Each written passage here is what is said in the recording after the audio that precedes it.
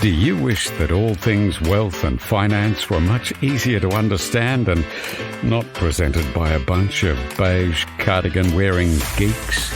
Welcome to the Clever Investor Podcast, where we're dishing up the easiest to understand finance program served in bite-sized chunks, so your brain will thank you as your knowledge grows.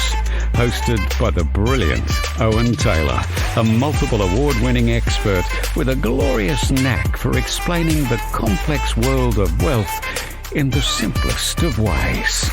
Hey Clever Investors, and welcome to another show. Today's topic is, are our kids ever going to be able to afford to buy property? And what we can do as parents, or what can you do together to help each other? Now, believe it or not, this podcast is not the only gig that I do in life. I've spent the rest of my time educating people either through my academy or through education talks and seminars that I give.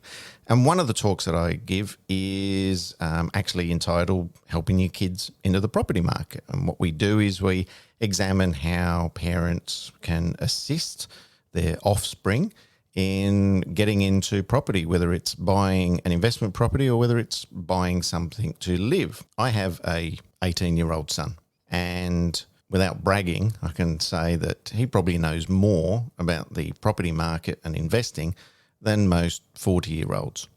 And the reason behind that is that he's grown up with his father teaching people and presenting to large rooms of people about how to successfully invest in property, how to grow your wealth.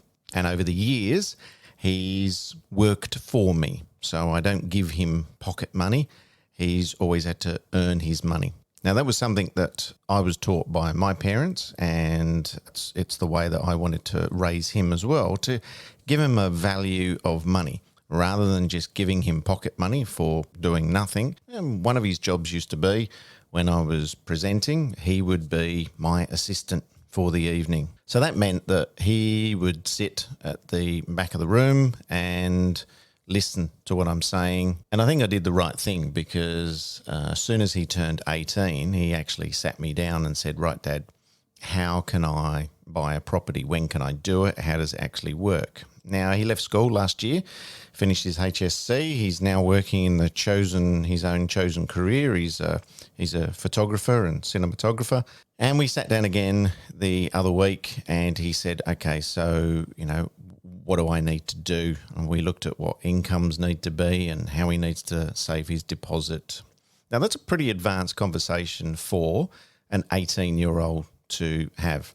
I know from him talking to his mates that many of his other mates are not having the same conversations with parents. Now, some of you could say, well, that's a little bit early for doing it. My son is not going to buy a property in the next year or so, but what he's got is the right attitude for how he needs to build this up. He is self-employed, so we went through what he actually needs to do, what his tax returns will need to look for, what the banks need to look at, and how they actually score self-employed people. We also worked on a plan of how he's actually going to save the deposit and the funds towards the actual property purchase. Now, I think this is pretty cool. He's got a good head on his shoulders, and he knows that it's going to take a fair bit of work on his behalf, and I will give him all the assistance that I possibly can.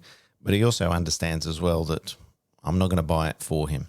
If he wants it, it's something that he needs to go after. So a large part of what I teach when I'm running this course is the attitude that people need to buy their property.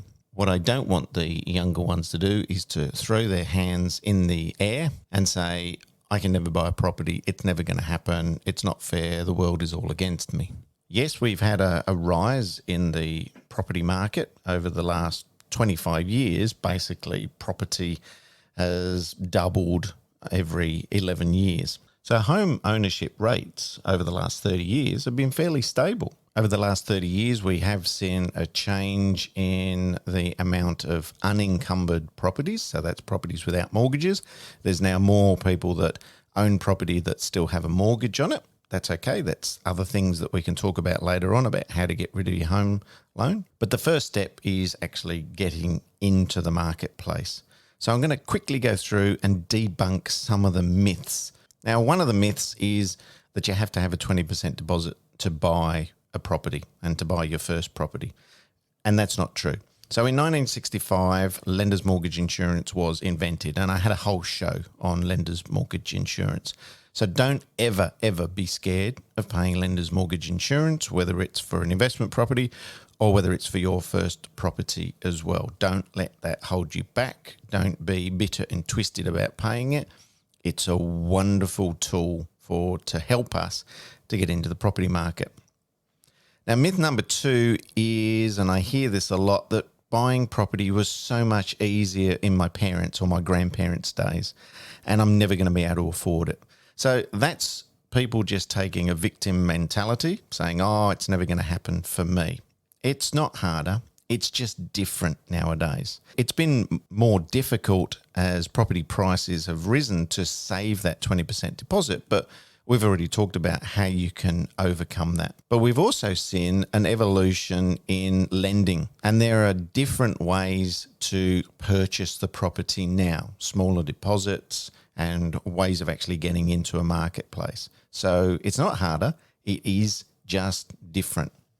Now, there's a really interesting correlation then between we've seen wages rise over the last 30 years, but the interest expenditure, so a simple way of putting that is the amount of interest that we're paying on the money that we're borrowing, has remained pretty much constant over that term as well. Now, myth number 3 is buying a home is going to be the great Australian dream. So we're talking about the difference here between someone buying a home to live in or somebody continuing to rent a property and to be a rentvestor. And again, we've had other shows about that as well. The great Australian dream has changed over the years, and it used to be the quarter-acre block. You have 2.3 kids, you've met the person of your dreams, and kids grow up, and eventually you pay off the property, and then you wait to die.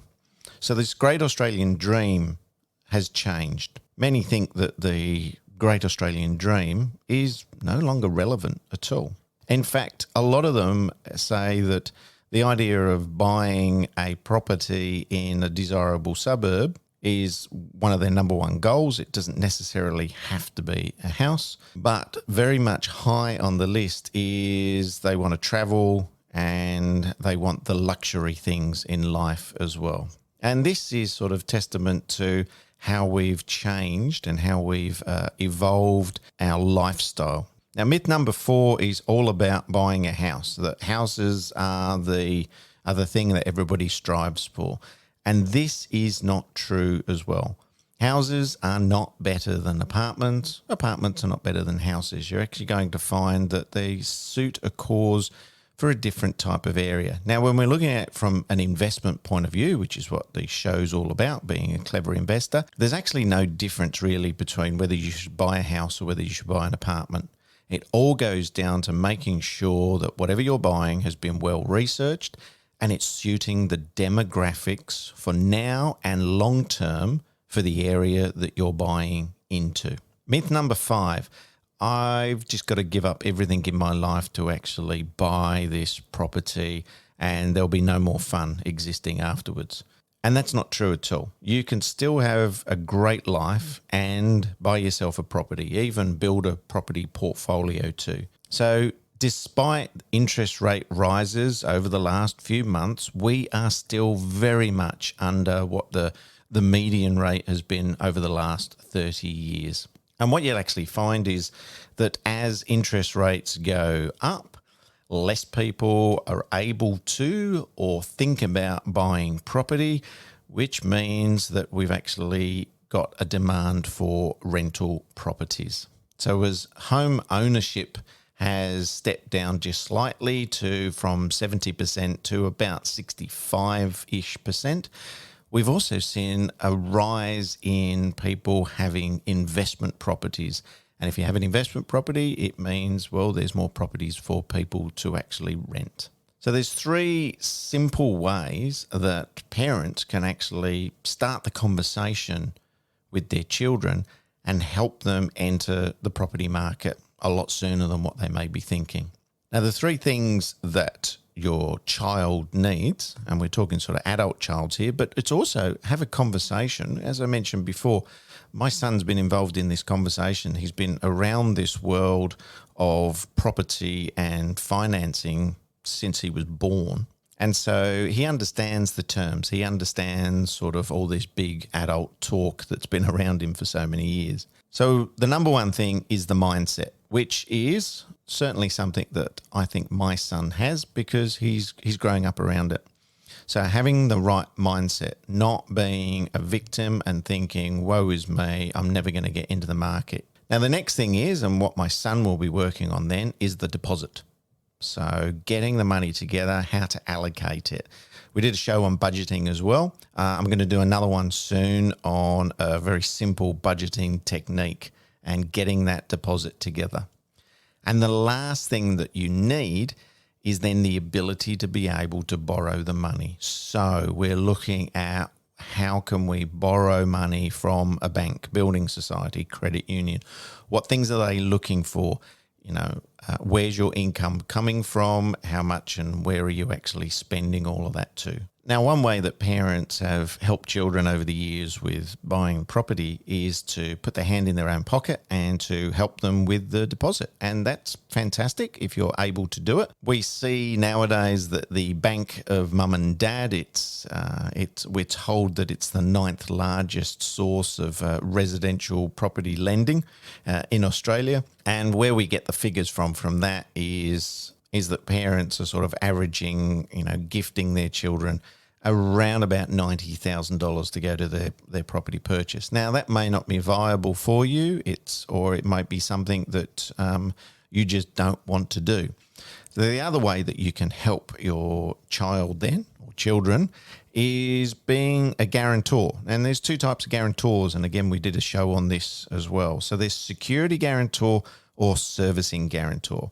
Now, a servicing guarantor means that you are saying to the bank, look, my child doesn't earn enough money to make the full repayment. I will be putting some money towards the repayment.